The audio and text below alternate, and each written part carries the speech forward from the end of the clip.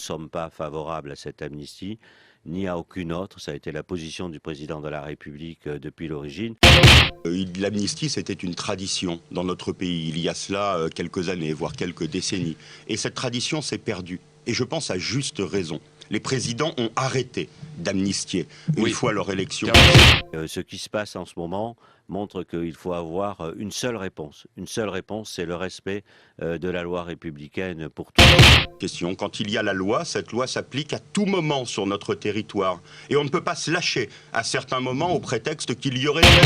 Mais la position que le gouvernement exprimera publiquement, c'est son opposition claire et ferme à toute forme d'amnistie. Mais je pense que ce texte ne peut pas être adopté en l'état aujourd'hui par l'Assemblée nationale. Et donc nous allons voir en commission des lois ce que nous allons faire. Vous voterez contre en commission des lois? Soit nous l'amenderons profondément, soit nous laisserons le Sénat continuer à faire son travail et nous renverrons le texte. L'exaspération des syndicalistes, et tous les syndicalistes, était légitime. De ce fait, des revendications syndicales se sont exprimées, débouchant parfois sur des actions aux frontières de la légalité. Que nous les comprenions ne doit pas nous amener à les accepter et à les valider. Je crois qu'il y aurait là manifestement une caution de la violence qui ne me paraît pas acceptable. C'est le dialogue social qui doit être absolument privilégié.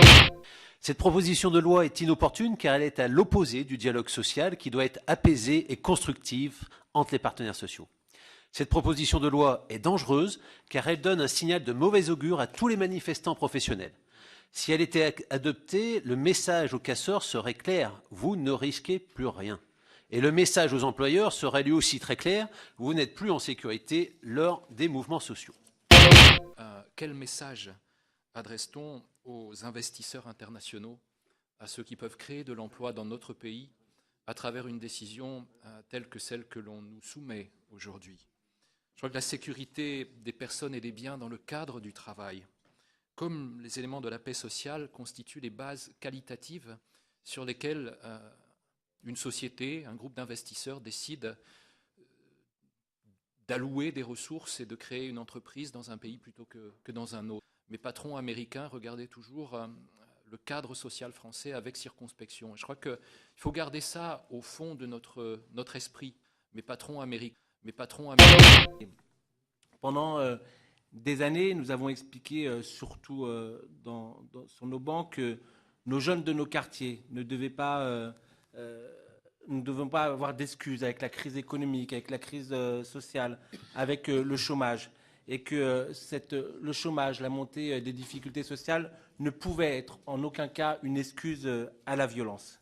Lorsque ces dernières semaines, sur nos bancs, nous avons dénoncé les violences de certains groupuscules contre le mariage pour tous, je pense que nous avons eu un discours cohérent. Et je crois que la cohérence va jusqu'à refuser évidemment cette proposition de loi.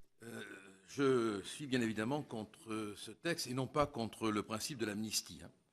L'amnistie doit être un facteur d'apaisement et là, elle deviendrait un facteur de division. La fin, fût-elle syndicale, prolétarienne et même contre le mariage pour tous, ne justifie pas tous les moyens. Or, aujourd'hui, on ne voit pas la justification de cette loi d'amnistie. Vous la justifiez par la crise économique, mais est-ce que la crise économique que nous traversons aujourd'hui justifierait à elle seule ces actes de violence, de dégradation de l'outil du travail, qui serait par ailleurs un formidable signal et appel pour les prochaines manifestations syndicales? J'y vois dans ce retour très malvenu à l'amnistie une forme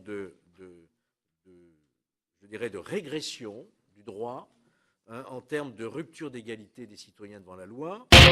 Ce texte, c'est l'exemple même d'une loi dont on peut se passer, et même on peut dire d'une loi inutile. Parce que, en fin de compte, ce texte avait pour but d'être un exemple de l'inégalité devant la loi.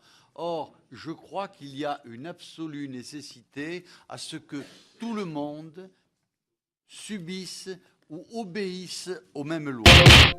Dans une semaine où on parle beaucoup de moralisation de la vie politique, de morale laïque, Pour nous, le premier article du Code de morale laïque, c'est le respect de la loi.